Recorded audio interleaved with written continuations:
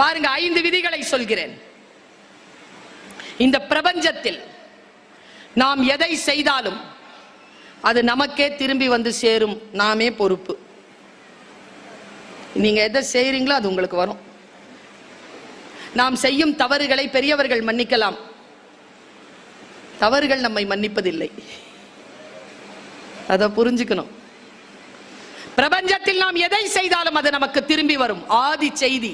இரண்டாவது, வாழ்வில் எதுவும் அதுவாக நடப்பதே இல்லை, நாம் தான் நடத்தி காட்ட வேண்டும். எல்லாம் மேல இருக்கிறவங்க பார்த்துப்பா, நாம் தான் நடத்தி காட்ட வேண்டும். 3, சிலவற்றை ஏற்றுக்கொண்டால் மட்டுமே மாற்றம் நிகழும். 3வது விதி, நாம் மாறும்போது நம்மை பின்பற்றி நம் வாழ்வும் மாறும். நம்புகிறீர்களா?